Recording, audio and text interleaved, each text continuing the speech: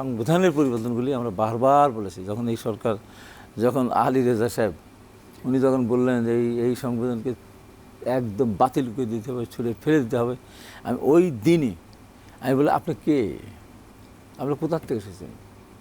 আপনি মার্কিন একটা বিশ্ববিদ্যালয় পড়াতে, ওখানে পড়ান আপনি কে সংবিধান ছুঁড়ে ফেলে দেওয়ার?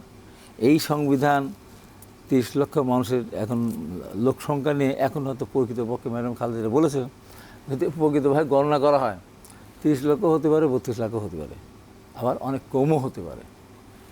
এখানে প্রশ্ন আছে। কিন্তু তারপরে বলি যে রক্ত দিয়ে সংবিধান রচনা করা হয়েছিল, সেই সংবিধান আপনি মার্কিন যুক্তরাষ্ট্র বিশ্বে পড়াচ্ছেন, আর এখানে আপনি উপদেষ্টা হয়ে গেলেন, আর আপনার শুনে ফেলে দেন, এত সাহস আপনার? এইভাবে চ্যালেঞ্জ করে বলছেন।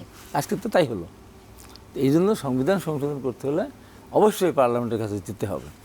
হ্যাঁ, তো এই জন্য আমি বলি যে এখন সামনে অনেক ষড়যন্ত্র হবে, দেশ নিয়ে ষড়যন্ত্র। কালকে আমি একটা দুষ্ট টেলিভিশন, ওরা জানেন, আর বাংলা, রিপাবলিক বাংলা, আমাকে বলল যে আপনি আমার ইচ্ছা ছিল, ওরা মিথ্যা কথা বলতে, মহা মিথ্যা কথা ওরা বলে, তো ওইটা আমি অংশগ্রহণ করলাম।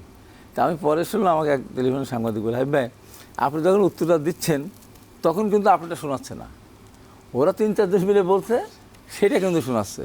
তবে আপনি একটা কথা, যখন ও বলেছিল যে আপনার মিথ্যা কথা বলছেন, তখন আপনারা ধমক দিয়েছিলেন, এইটা কি শিষ্টাচার বহির্ভূত কথা হলো না?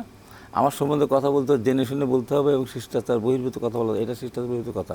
তা আপনি ধমকটা ঠিক আছে, তা আপনি গেছেন কেন? ওকে আমাকে বলছে, আমি গেছি দেখার জন্য কত দুষ্ট হতে পারে আর কি। যাক, আমার আজকের এই দিনটা আমার কাছে আনন্দদায়ক, আনন্দের দিন বলে মনে করি।